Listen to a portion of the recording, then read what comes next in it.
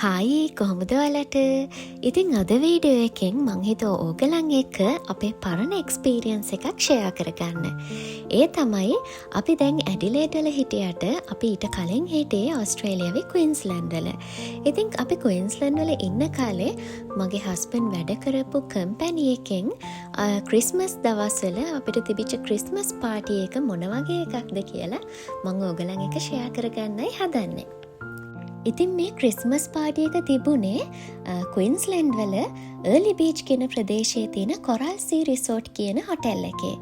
ඉතින් අපි ඒ වෙද්දි හිටියේ ටවුන්සිල් වල. ටවුන්සිල් ඉඳලා early beach වල තියෙන මේ රිසෝට් එකට යන්න කිලෝමීටර් 274ක් යන්න ඕන. ඉතින් ඒ නිසා ඒ කම්පැනි එක මගින්ම අපිට බස් එකක් දාලා තිබුණා. කැමති නම් ඒ බස් එකේ යන්නත් පුළුවන්. එහෙම නැත්නම් අපිට තම තමන්ගේ වාහනවල යන්නත් පුළුවන් කියලා. ඉතින් අපි දෙන්න හිතුවා අපි අපේ වාහනේ යනවා කියලා. මොකද ගොඩ දුරක් යන්නත් තියෙනවා. ඉතින් අපි දෙන්න තනියෙන් ඒ ඩ්‍රයිව් එක කරන්න පුළුවන් නිසා.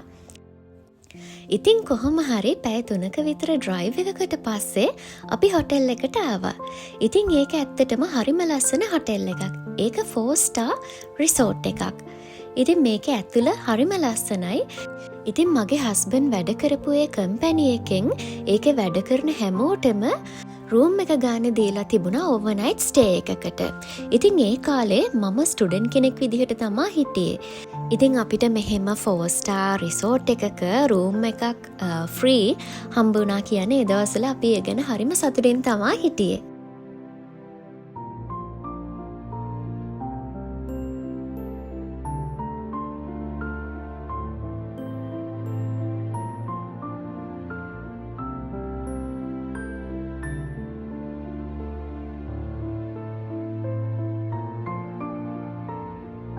ඉතින් ඕගලන්ට මේ වීඩියෝ එක බලද්දි පේනවා ඇති මේ මුහුද හරිම ලස්සනයි.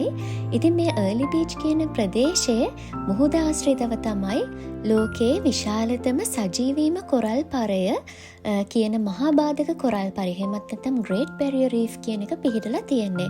ඒ නිසා මේ early beach කියන ප්‍රදේශය ටූරිසම් වලට ගොඩාක් ප්‍රසිද්ධ ප්‍රදේශයක්. ඉතින් ගොඩක් අය මේ පැත්තේ කොරල් බලන්න එනවා.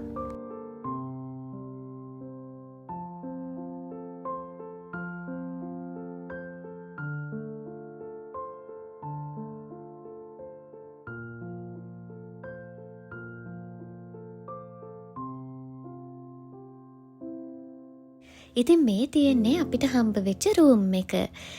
ඒකේ බැල්කනි එකකුත් තියෙනවා. ඒ බැල්කනි එකට ගිහාම එළියෙන් තියෙන මුහුද හරිම ලස්සනට පේනවා.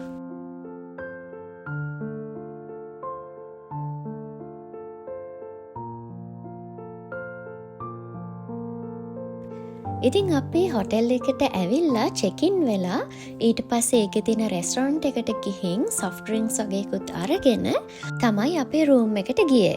ඊට පස්සේ ඉතින් අපි ලෑස්ති වුණා හවස තියෙන පාටි එකට යන්න.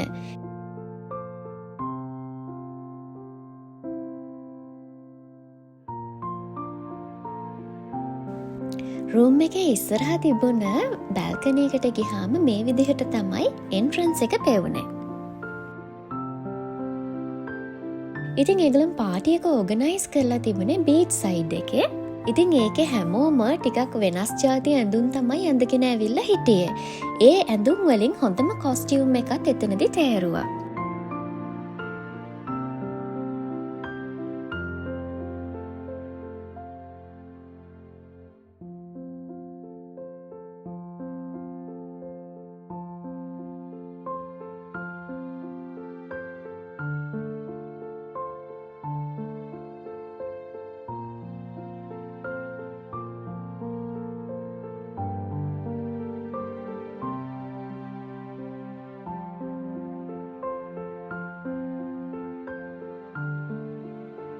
ඉතින් එදා ගොඩක් රෑ වෙනකන් මේ පාටි එක තිබුණා. අපිට කෑම බීම ඔක්කොම දේවල් ෆ්‍රී හම්බ වුණා. ඉතින් අපි කාලා බීලා ගොඩාරියක් විනෝද වුණා. පහුවදා උදෙන්ම අපි දෙන්න නැගිටලා එළිය ඇවිදින්න යන්න ඕනේ කියලා හිතුවා. මොකද මේ හොටෙල් එක ගොඩාක් ලොකුයි. ඉතින් බලන්න යන්න ගොඩක් තැන් තියෙන නිසා.